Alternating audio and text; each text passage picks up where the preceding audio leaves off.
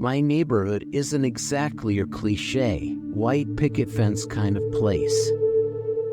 Lawns are meticulously kept. You don't see kids' bikes casually left out on the sidewalk, and no one really waves or smiles when they pass each other by. We all tend to mind our own business. In fact, I don't think I've ever had a single conversation with any of my neighbors.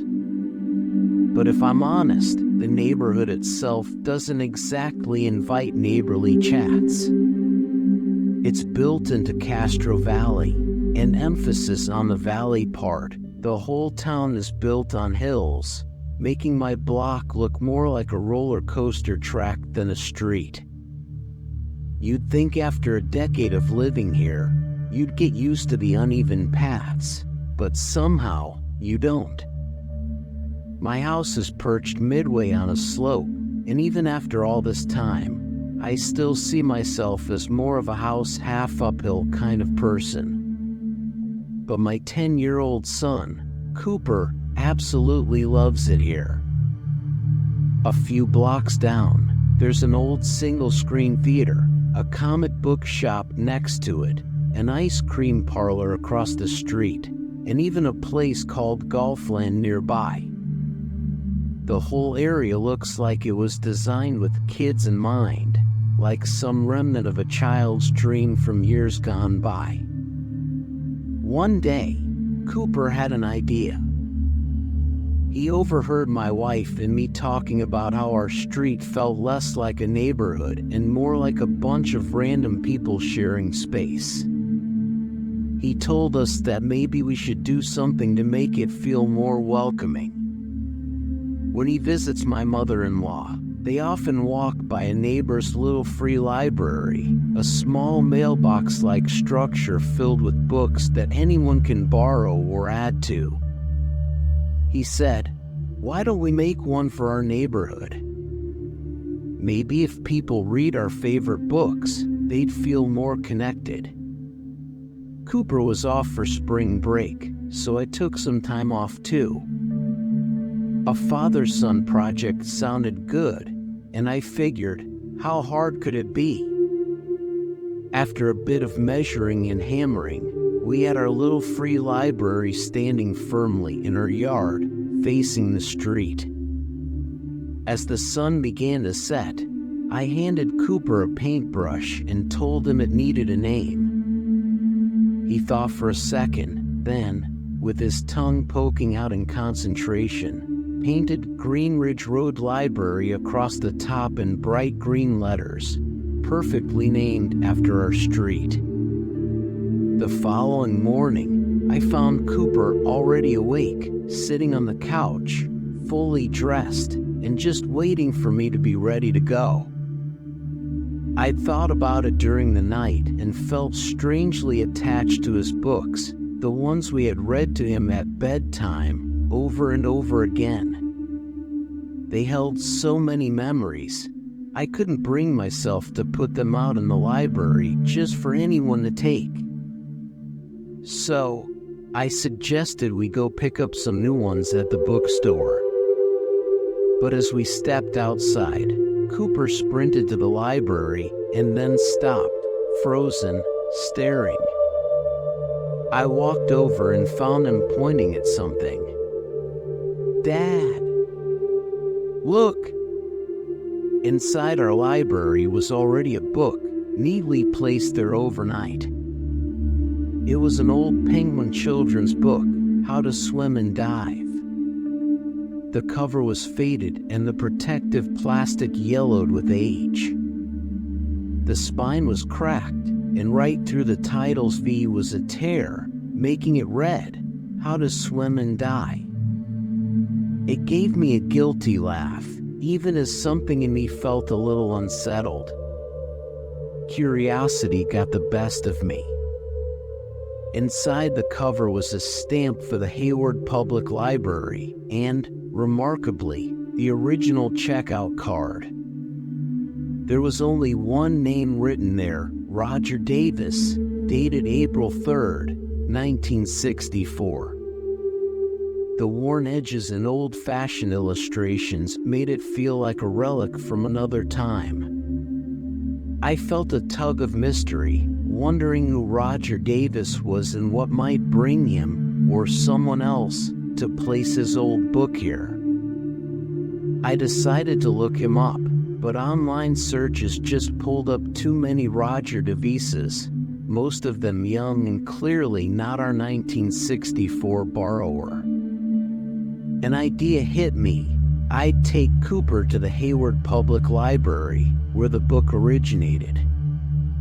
Cooper was all excitement, determined to work the case, as he put it. But our trip was a bust. The library no longer kept records from that era.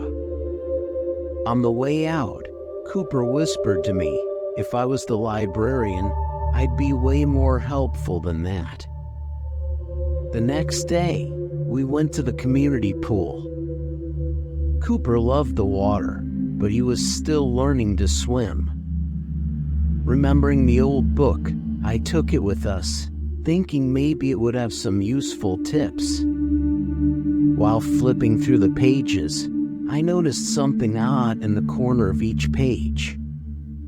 Tiny handwritten numbers were scrawled there, 2 on each page, seemingly random and unrelated to page numbers. I puzzled over it for a while until my wife glanced over my shoulder. "Coordinates," she said matter-of-factly. I felt a little foolish. Of course, they were coordinates. Cooper's eyes lit up when I explained what they were. His voice buzzed with excitement, convinced this was some kind of treasure map.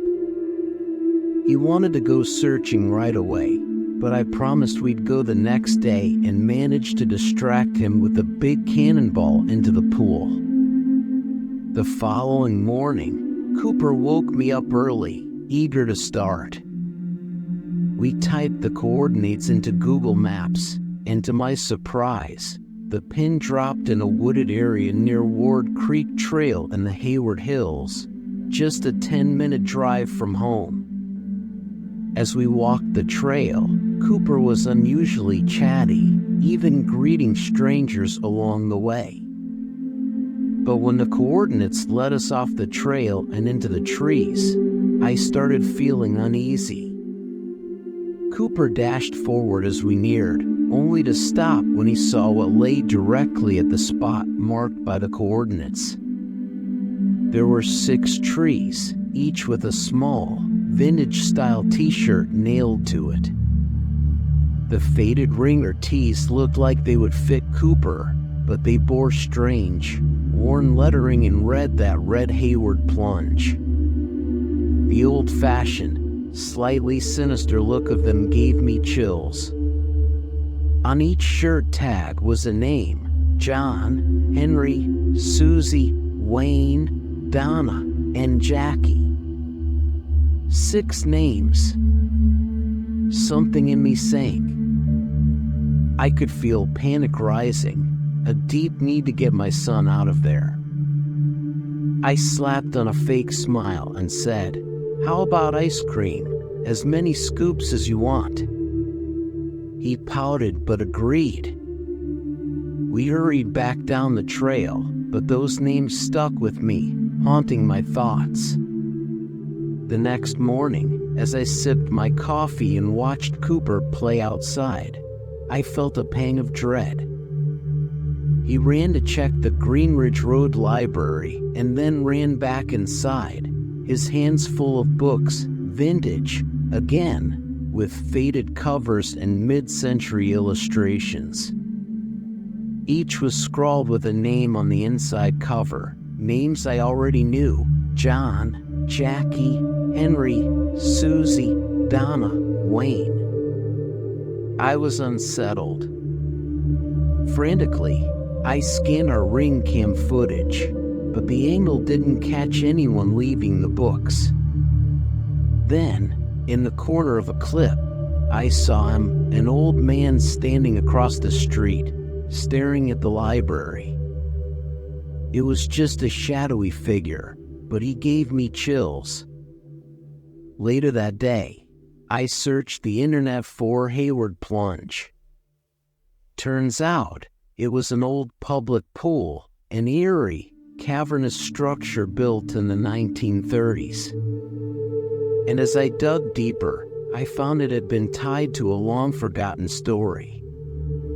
In the 1960s, a group of children, all swimmers in a beginner's class, had vanished from Hayward Plunge without a trace. No bodies, no evidence. Their names? John, Jackie, Henry, Susie, Donna, and Wayne. With a sense of dread, I made my way to Hayward Plunge, eventually speaking with the manager. She revealed that local lore blamed their instructor, a man named Roger. I felt a wave of nausea. Roger Davis. Back home, the yellow pages sat waiting on my kitchen table, freshly delivered. I thumbed through it, knowing I had to look, and there he was, Roger M. Davis, listed on Greenridge Road. He'd been living just down the street from us all this time. A few days later, police lights lit up our street. I stood outside, watching as they escorted Roger from his house, hunched and frail, though he glanced my way as he passed, his mouth twisting into a slight, chilling grin. I knew in that instant that he didn't need to say anything. He'd achieved his goal. In every neighbor, teacher, and stranger I'd ever meet, I'd see his face, wondering if another Roger Davis might be lurking nearby, silently watching, waiting.